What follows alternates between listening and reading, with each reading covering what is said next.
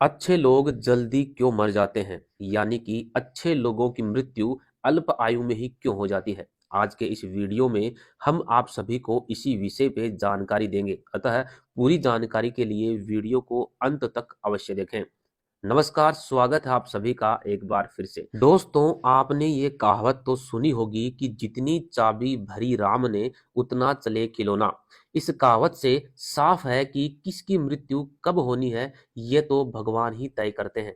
वैसे तो अच्छे लोगों की मृत्यु जल्दी हो जाने के पीछे कई कारण हैं, लेकिन पहला कारण समझने के लिए आपको यह जानना होगा कि हम जो कुछ भी इस जन्म में करते हैं उसका जवाब हमें ऊपर यमराज को अवश्य ही देना होता है।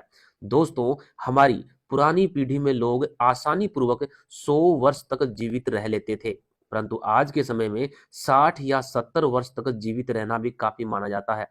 उनमें से जो भी लोग अच्छे होते हैं, अच्छे कर्म करते हैं, वे लोग और भी कम आयु में इस लोक को छोड़ करके परलोक को चले जाते हैं। और आप लोगों ने यह भी अवश्य सुना होगा कि फला व्यक्ति बहुत भला इंसान था, लेकिन भगवान ने उसे बहुत जल्दी अपने पास बुला लिया। किंतु यह दूसरा व्यक्ति बहुत दुष्ट है, पापी है, लेकिन यह दुष्ट और पापी होने के बावजूद भी अभी तक जीवित है, इसे जल्दी मौत क्यों नहीं आती? तो क्या कारण है कि अच्छे और भले व्यक्तियों की मृत्यु जल्दी हो जाती है तथा पापी, दुष्ट और अधर्मी लोग लंबा जीवन जीते रहते हैं? दोस्तों, हमारे पौराणिक ग्रंथ गरुड़ पुराण के अनुसार किसी इंसान के जन्म से पहले ही यह निर्धारित हो जाता है कि उसका जन्म कब होगा, कहाँ होगा और वह किस माता पिता की संतान बनेगा, किस कन्या से उसका विवाह होगा तथा उसकी मृत्यु कब, कहाँ और कैसे होगी। संसार के सभी धर्मों के अनुसार मृत्यु को अटल सत्य माना गया है। प्राकृतिक नियम के अनुसार जो पैदा हुआ है उसे मरना तो अवश्य ही पड़ता है। आपने देखा होगा और सुना होगा कि इस संसार में ऐसे महान व्यक्ति भी हुए हैं जिन्होंने कम आयु में ही अपने अच्छे कर्मों द्वारा समस्त संसार में प्रसिद्धि प्राप्त की और अल्प आयु में ही इस संसार से विदा भी हो गए। इसी प्रकार हमारे और आपके कई परिजन ऐसे रहे होंगे जो बहुत भले इंसान थे और उन्होंने अपने जीवन में किसी का भी बुरा नहीं किया होगा, किसी को सताया नहीं होगा, परंतु फिर भी ईश्वर ने उन्हें बहुत ही शीघ्र अपने पास बुला लिया, जबकि उन्हें अपने अच्छे कर्मों के फलस्वरूप अधिक जीवन प्राप्त होना चाहिए था। किंतु ऐसा नहीं हुआ, बल्कि सब कुछ इसके विपरीत घटित हुआ। ऐसा क्यों हुआ, आइए इस बात को समझते हैं।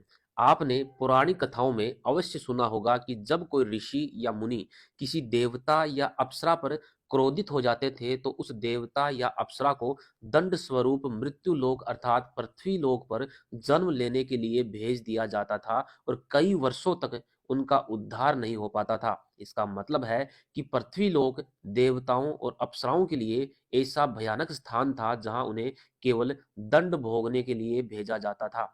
श्राप मिलने पर वे गिड़गिड़ाकर प्रार्थना करते थे कि मुझसे भूल हो गई है, कृपया मुझे क्षमा कर दीजिए और मुझे उद्धार का उपाय बता दीजिए। इसके अलावा मृत्यु लोक अर्थात पृथ्वी लोक का दूसरा पहलू ये भी है कि समय समय पर यहाँ कई देवताओं ने अवतार लिए हैं और दुष्टों तथा पापियों का विनाश किया है तथा सज्जनों का कल्याण भी किया है। कहने का तात्पर्य यह भी है कि मृत्यु लोक समस्त ब्रह्मांड में न तो अच्छा स्थान है और न बुरा स्थान है। इसे एक प्रकार से कर्म भूमि कह सकते हैं, जहां पर कर्मों के अनुरूप ही आगे की यात्रा तय होती है। परंतु इस मृत्यु लोक पर जब इंसान जन्म लेता है तो इस लोक की मोह माया उसे अपने जाल में फंसा लेती है, जिसके कारणवश यह लोक उसे बहुत अधिक प्रिय लगने लगता है और इस लोक में रहने वाले इंसानों से प्रेम तथा मोह हो जाता है। इसलिए वे इस लोक को छोड़कर कभी जाना ही नहीं चाहते हैं। यदि हमारा कोई प्रियजन भी इस लोक को छोड़ करके चला जाता है तो हमें अत्यधिक दुख होता है। जब कोई इंसान मृत्यु को प्राप्त होता है तब उसकी जीव आत्मा यमदेव के पास जाती है, जहां उसके अच्छे और बुरे कर्मों का लेखा जोखा होता है। यदि किसी जीवात्मा ने पृथ्वी लोक पर जीवित रहते हुए बुरे कर्म किए हों और अन्य इंसानों और प्राणियों को सताया हो तो उसे अपने कर्मों के अनुसार पृथ्वी लोक पे फिर से अगला जन्म प्राप्त होता है तथा पूर्व जन्म में उसके द्वारा सताए गए या परेशान किए गए सभी लोगों का उसे हिसाब किताब चुकाना पड़ता है। इसी कारण से उस जीवात्मा को लंबे जीवन काल का मौका दिया जाता है। अब यदि किसी जीवात्मा ने पूर्व जन्म में अच्छे कर्म किए हैं तथा बुरे कर्म किसी कारणवश उसके द्वारा हो जाते हैं, तो अगले जीवन काल में उन बुरे कर्मों का हिसाब चुकाने के लिए उसे अल्प जीवन प्रदान किया जाता है। अब इस बात पर भी कई लोग यह कहेंगे कि अच्छे कर्म करने वाले को लंबी आयु मिलनी चाहिए और बुरे कर्म करने वाले को कम आयु मिलनी चाहिए। परंतु कोई कुछ भी कहे, परमात्मा ने जो नियम या व्यवस्था बनाई है वह अति उत्तम व्यवस्था है, क्योंकि मृत्यु लोक पर जीवन बिताना जीवात्मा का परम लक्ष्य नहीं है। जीव आत्मा का परम लक्ष्य तो पवित्र बनकर मोक्ष की प्राप्ति करना है। जब हम नया जन्म लेते हैं तो हमें अवसर प्राप्त होता है कि हम अच्छे कर्म करके परलोक गमन के स्तर को सुधारें, परंतु हम बुरे कर्म करके उस स्तर को और नीचे गिरा देते हैं, जिस कारण से मृत्यु के बाद भी मुक्ति के लिए लाखों करोड़ों वर्षों तक हमें उन पाप कर्मों की सजा सहते हुए प्रेत रूप में भटकना पड़ता है।